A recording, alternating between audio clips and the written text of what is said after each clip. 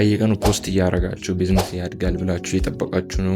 ግን በየቀኑ ፖስት ማድረግ ብቻ ቢዝነሳችሁ ያድጋል ማለት አይደለም። በጣም ያናዳል ኦፍ ኮርስ።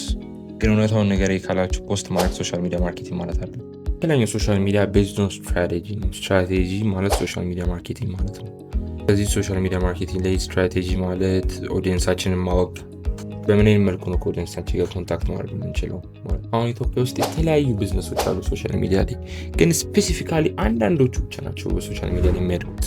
ግን ለምንድነው ሌሎቹ የማያድጉት? አንዳንዶቹ ብቻ እያደጉ ለምን? መልሱ ካለምንም ዴስቲኔሽን ፖስት የሚያደርጉ ናቸው። ምሳሌ አንድ ኤግዛምፕል እንውሰድ። አሁን ምሳሌ ኮፊ ሾፕ ካላችሁ ኮፊ ሾፕን ፎቶ አንስታችሁ ከምትለቁት ይልቅ እርሻውን ፖስት ማድረግ ትችላላችሁ እና your customers experience ፖስት ማድረግ ትችላላችሁ። በዚህ ነው people trust የሚያደርጋችሁ። ግን how to do it right like በሰዓት ከመጀመሪያው እስከ መጨረሻ በሶስት ስቴፖች እንዴት መስራት እንደምንችል አሳያችኋለሁ። መጀመሪያ ከምንም በፊት መጀመር ያለብን ኦዲየንሳችን እነማን ናቸው። ሁለተኛው ስቴጅ ደግሞ ምንድነው ኦዲየንሳችን ምንድነው የሚፈልገው የሚለውን ማወቅ አለብን። የሚፈልጉት ኳሊቲ ነው፣ ብራንድ ነው፣ ስታይል ነው፣ ምንድነው የሚፈልጉት የሚለውን ማወቅ አለብን። እዛ ካረግን በኋላ በጣም ቀላል ነው። ቴል ስቶሪ በቃ ስለነሱ አሁን የፈለጉትን ነገር አውቀናል። ስታይል ከሆነ የሚፈልጉት ስታይል እንደ ስታይል አድርገን ቪዲዮዎቹን እየሰራን ፖስት ማድረግ ነው። ከጥ ብቻ አይደለም፣ ሰው ፈልጎት እንዲገዛ መጥቶ እንዲገዛ ማለት አለ።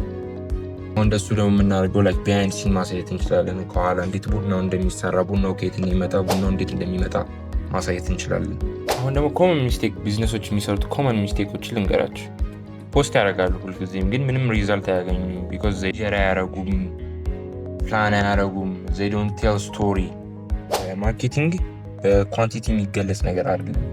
ሳቦኮ ከኦዲየንሳችን ጋር ኮኔክሽን በመፍጠር ነው። ከዛሬ ወዲያ ፖስት ብቻ ማድረግ የለባችሁ፣ ስትራቴጂክ መሆን አለባችሁ። ከዛሬ ወዲያ እንዴት የኢትዮጵያ ቢዝነሶች ማደግ እንዳለባቸው፣ ሀውስ ሶሻል ሚዲያ ላይ እንዴት ስማርትሊ ፖስት ማድረግ እንዳለባቸው እና ፎሎወሮች እንዴት ወደ ከስተመር መቀየር እንዳለባቸው አሳያቸዋለሁ። ይህንን አካሄድ ማወቅ ከፈለጋችሁ ሰብስክራይብ፣ ፎሎ በማድረግ ይከተሉ።